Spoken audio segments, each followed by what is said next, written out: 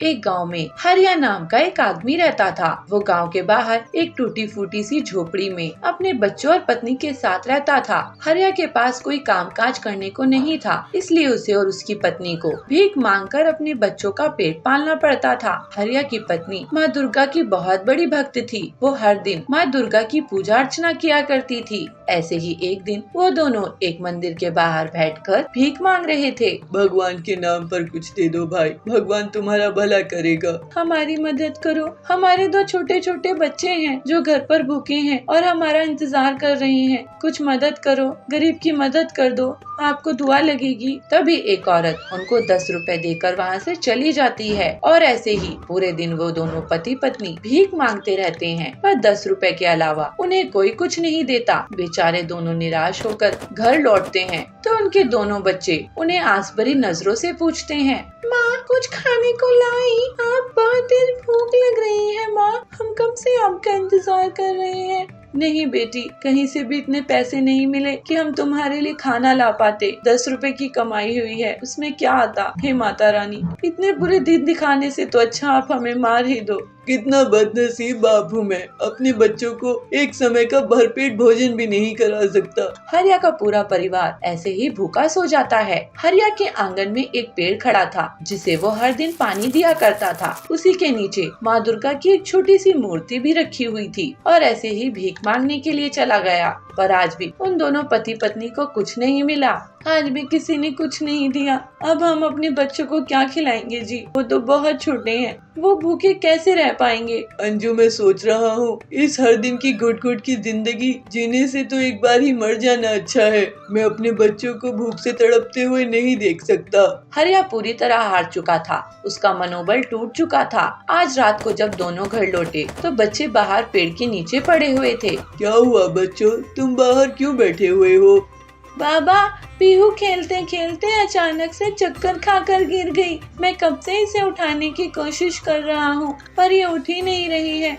हे माता रानी, ये सब भूख के कारण ही हुआ है। मेरी छोटी सी बच्ची 2 दिन से भूखी है। पूरा परिवार दुखी हो चुका था। तभी हरिया एक जहर की बोतल निकालता है। अब हम इस सब पी लेंगे और इस दुख से मुक्ति मिल जाएगी। हरिया जैसे ही उस जहर को पीने को होता है तभी वहाँ देवी दुर्गा प्रकट होती हैं। हरिया, तुम ये क्या करने जा रहे हो पुत्र? जिंदगी बहुत मुश्किल से मिलती है, तुम्हें ऐसे ही उसे खत्म करने के बारे में नहीं सोचना चाहिए। तो क्या करूँ माता रानी, ये घुट घुट कर मरते रहूं, अपने बच्चों को ऐसे तड़पते हुए देखते रहूं? उसका भी हल है मेरे पास। ये पेड़, इसे भी तुम्हारी बहुत चिंता है। आज तुमने इसे पानी नहीं दिया, इसलिए इसने मुझसे कहा कि माता रानी, हरिया सच में बहुत दुख में है, हमें उसके लिए कुछ करना चाहिए। तो हरिया, मैं इस पेड़ को जादुई खाने देने वाला पेड़ बना रही हूँ। आज से तुम्हें ये पेड़ बहुत सारा खाना देगा और तुम्हें और तुम्हारे बच्चों को कभी भूखा नहीं रहना पड़ेगा। ऐसा कहकर माता दुर्गा अंतर ध्यान हो गयी और उस पेड़ पर देखते ही देखते बहुत प्रकार के भोजन लग गए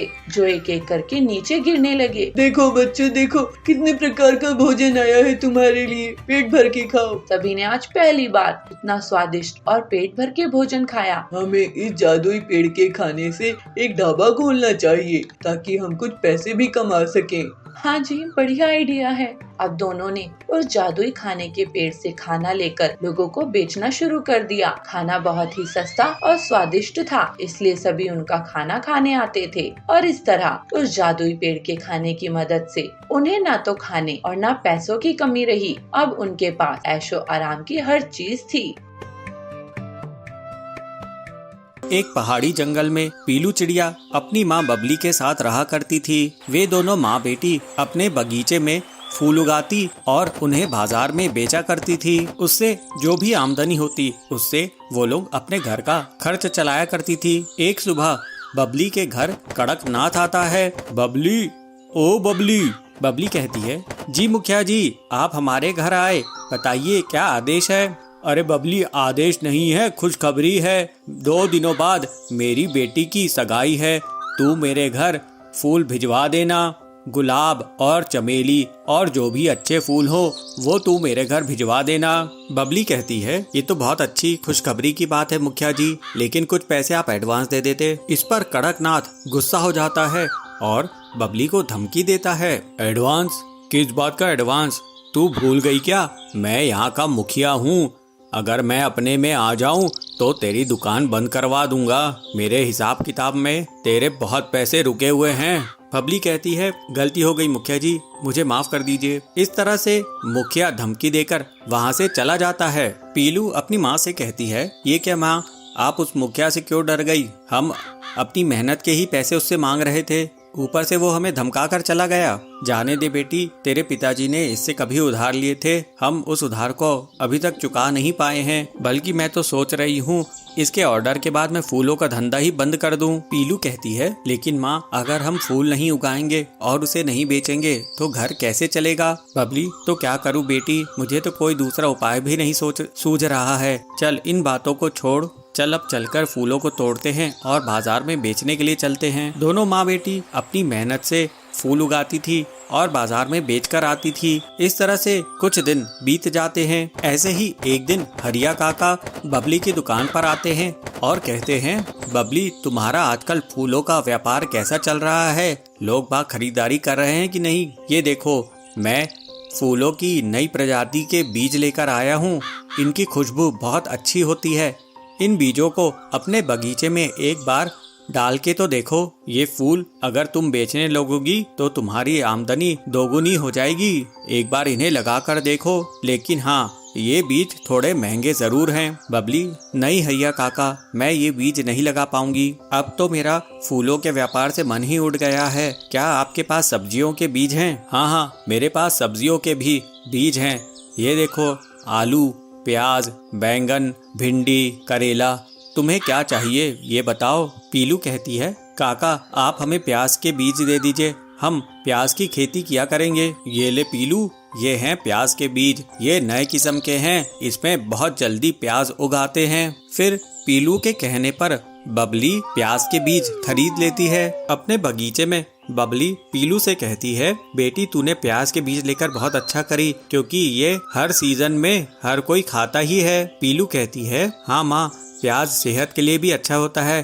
गर्मी के मौसम में तो इसके बहुत फायदे हैं और ये गरीबों को बहुत पसंद रहता है। अब मैं पूरे फूल हटाकर प्याज के बीज बो देती हूँ। फिर पीलू प्याज के बीज बिखेर देती है और कुछ ही दिनों में उनके बगीचे में प्याज उगाता है। दोनों माँ बेटी अपनी फसल की अच्छी देखभाल करती हैं। प्याज की अच्छी खासी फसल को देखकर बबली खुश हो जाती है। पीलू, जा टोकरी ले आ, इन प्याज को तोड़कर हम अब बाजार में बेचेंगे।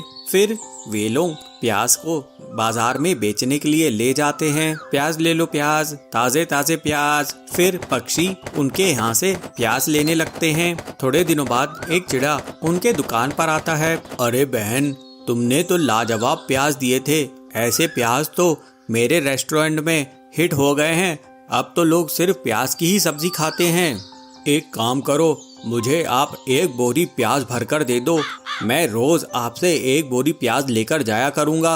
इस तरह से प्याज के इतने बड़े ऑर्डर से दोनों माँ बेटी बहुत खुश हो जाते हैं और अब वे लोग प्याज को ही बेचने लगते हैं। कुछ दिनों बाद उनके पास इतने पैसे आ जाते हैं कि वो कड़कनाथ के पूरी उधारी चुका सके और अपना जीवन हंसी खुशी बिताने लगते हैं।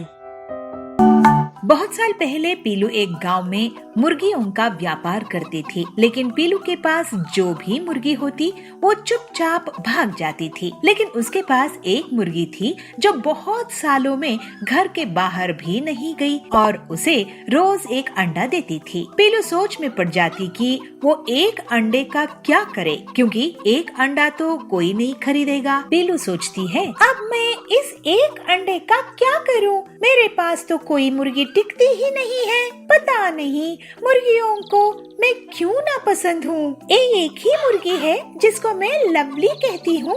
इसका एक अंडा कौन खरीदेगा? मैं ही खा जाती हूँ। वैसे भी एक अंडा बेचकर पैसे तो मिलने से रहे, कम से कम अपना पेट एक अंडे से तो भर ही लूंगी। ऐसे ही एक दिन पीलू अपनी मुर्गी के साथ जंगल घूमने के लिए निकली। अब बहुत दिनों से बाहर नहीं गए हैं। इस मुर्गी को घर में ही नहीं छोड़ सकती, क्या पता ये भी भाग जाए। तभी उसे एक बूढ़ी पक्षी बबली एक पेड़ के नीचे बेहोश मिलती है। अरे बूढ़ी आंटी, उठो उठो, क्या हुआ तुम्हें? कौन है? मुझे भूख लगी है, भूख लगी है मुझे। अरे आंटी जी, मेरे पास तो आपको खिलाने के लिए पैसे नहीं हैं। तभी लवली मुर्गी एक अंडा दे देती है। पीलू तुरंत ही उसे बबली को दे देती है। बबली उस अंडे को खा लेती है। बेटी, तुमने अपनी मुर्गी का अंडा खिलाकर मेरी भूख मिटाई है। तुम अब से गरीब नहीं रहोगी। ये मुर्गी तुम्हें एक सोने की अंडा देगी। उस अंडे को तुम पंखे में रख देना और घुमाना। जब अंडा घूम रहा होगा तब तुम उससे जो मांगोगी वो मिल जाएगा। फिर वो बूढ़ी बबली वहाँ से चली जाती है। पीलू घर आती है और फिर अगले दिन लवली मुर्गी सोने का अंडा देती है। पीलू उस अंडे को पंखे में रख देती है। सोने के अंडे, मुझे ढेर सारे पैसे दो। अरे ये क्या, इससे तो कोई पैसा नहीं आया। आंटी जी तो कह रही थी चलो सोने के अंडे, मुझे पैसे कमाने का रास्ता बताओ। उसी गांव में खड़क सेठ था। वो लोगों से शर्त लगाकर पैसे कमाता था। पीलू उसके पास जाती है। खड़क सेठ, मैं तुम्हारे साथ शर्त लगाने के लिए तैयार हूँ। तू मुझसे क्या शर्त लगाएगी पीलू? तू पिद्दी चिड़िया है, तेरे पास एक मुर्गी ही तो है, ले देकर चल। मैं तेरे साथ भी शर्त लगा लेता हूँ। कल सुबह तेरी मुर्गी को 50 मुर्गियाँ देने होंगे, नहीं तो तू मुझे 2 लाख देगी। ठीक है, लेकिन अगर मैं जीती तो तुम मुझे 5 लाख रुपए दोगे खड़क सेठ। जा जा, एक मुर्गी से 50 मुर्गियाँ निकाल के दे मुझे। फिर पीलू शर्त लगाकर चली जाती है और सोने के अंडे को पंखे में रखकर उसे 50 मुर्गियाँ मांगती है। सोने का अंडा उसे 50 मुर्गियाँ दे देता है। अगले दिन खड़क सेठ ये देखता है तो उसका सिर चकरा जाता है। ये धोखा है, ऐसा नहीं हो सकता। धोखेबाज तुम हो खड़क सेठ। भोले भाले लोगों से शर्त लगाते हो और उनकी जमीन हड़प लेते हो।